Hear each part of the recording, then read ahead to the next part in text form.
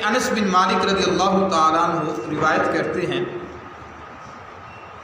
کہتے ہیں کہ لما اقبل شہر رمضان، کہ جب رمضان کا مہینہ قریب آیا، رمضان مبارک بالکل قریب تھا، اقبل قریب آیا، تو پھر ہوا کیا؟ کہتے ہیں قال رسول اللہ صلی اللہ علیہ وآلہ وسلم، اللہ کے رسول صلی اللہ تعالی علیہ وآلہ وسلم نے ارشاد فرمایا، سبحان اللہ ما لا تستقبلون، کہا اللہ کی حمد اور اللہ کی ثنا ہو کہ تم کتنی ہی اچھی چیز کا استقبال کر رہے ہو۔ سبحان اللہ۔ آقا کریم صلی اللہ علیہ وسلم نے صحابہ سے کہا کہ صحابہ تم کتنی ہی بابرکت چیز کا استقبال کر رہے ہو۔ اچھا یہ صحابہ سے کہا، لیکن صحابہ کی نیابت میں پوری امت سے کہا۔ اس وقت صحابہ نے استقبال کیا تو اللہ کے رسول صلی اللہ علیہ وسلم نے ارشاد فرمایا، اور آج ہم جو استقبال کر رہے ہیں رمضان کا، تو ان کی نیابت میں گویا رسول کا فرمان ہمارے لیے بھی ہے کہ اے میری امت، تم کتنی ہی بابرکت چیز کا استقبال کر رہے ہو۔ پھر آگے کیا فرمایا؟ کہا وَمَاذَا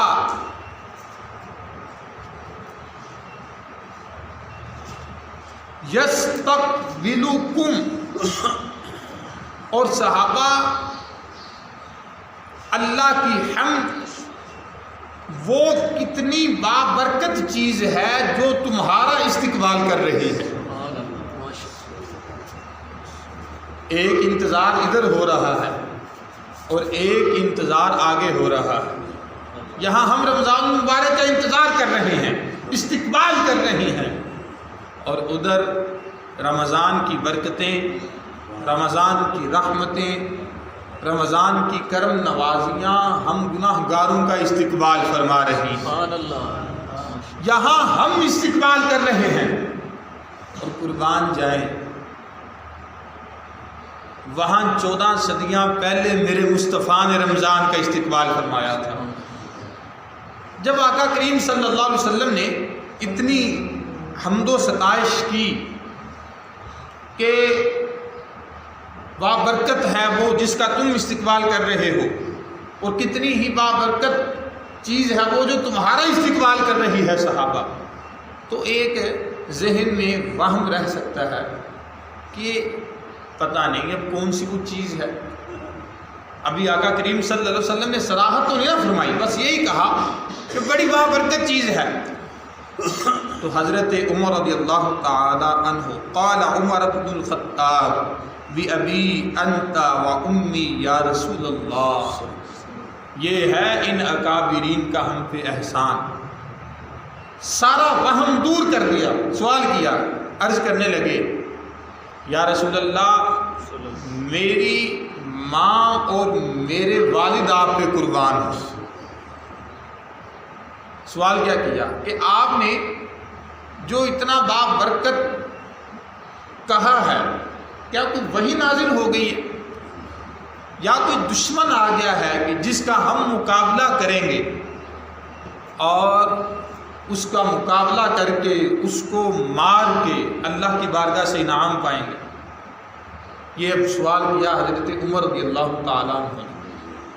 تو آقا کریم صلی اللہ تعالیٰ علیہ وآلہ وسلم نے ارشاد فرمایا، نہیں، کوئی وحی آنے والی بات بھی نہیں، اور کوئی دشمن کا ہم پہ حملہ بھی نہیں، لیکن شہر رمضان، لیکن یہ تو جو بابرکت چیز جس کو کہا جا رہا ہے یہ تو رمضان کا مہینہ ہے جسے کہا جا رہا ہے،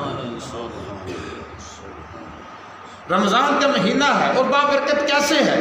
آقا کریم صلی اللہ علیہ وسلم نے ارشاد فرمایا، توجہ سے سنیں، کہا یغفر اللہ فی اول لیلۃ لکل اہل ہذہ القبلہ، جب یہ مہینہ آتا اس کی پہلی رات کو کائنات پہ جتنے بھی ہیں اللہ سب کو بخش دیتا ہے، جتنے بھی مسلمان ہیں، جتنے بھی کلمہ پڑھنے والے ہیں، اس پہلی رات کی برکت ہے۔ تو اندازہ کریں جس کی پہلی رات اتنی بابرکت ہو، اس کی اگلی راتیں کتنی بابرکت ہوں گی، اس کی لیلۃ القدر کتنی بابرکت ہوگی، اس کے دن کے روزے کتنے بابرکت ہوں گے، اس ماہ مقدس کا ایک ایک لمحہ کتنا بابرکت ہوگا، جس کی پہلی رات کو ہی عام بخشش کا مژدہ سنا دیا گیا۔ جب آقا کریم صلی اللہ علیہ وآلہ وسلم نے یہ ارشاد فرمایا کہ اس رات، اس ماہ مقدس کی پہلی رات کو لوگوں کو بخش دیا جاتا ہے، وَفِي الْقَوْمِ رَجُلٌ، راوی کہتے ہیں وہاں پر جو لوگ بیٹھے تھے ان میں ایک شخص تھا، یقیناً وہ صحابی ہی ہوگا رضی اللہ تعالیٰ عنہ، صحابی تھے۔ جب انہوں نے یہ خوشخبری سنی، یہز رأسہ، تو وہ وجد کرنا شروع ہو گئے، اپنے سر کو حرکت دینا شروع ہو گئے۔ یہز جو یہ جدید عربی ہے، اس میں اس کا ترجمہ یہ ہے کہ جب کسی ذہنی مریض کو بجلی کا جھٹکا لگایا جائے تو وہ اس طرح حرکت کرتا ہے، یہ سمجھ لیں کہ جسم کو جنبش آنا، یہ یہز کا معنی ہے۔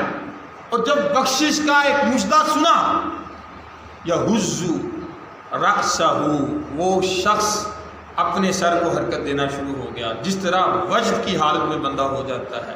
پھر اس نے کیا کہا، فیقول بخ بخ، وہ جو اپنے سر کو حرکت دے رہا تھا اس نے بڑی ہی پیاری بات کہی، جس کا میں پنجابی میں ترجمہ کروں تو یہ بنتا ہے، لے بھی ہون موجاں لگ گئی آنے، سبحان اللہ، ہمیں رمضان مل گیا، ہون موجاں ہی موجاں، ہون تاں کرم ہو گئے، بخ بخ، انتہا خوشی کا اس نے اظہار کیا۔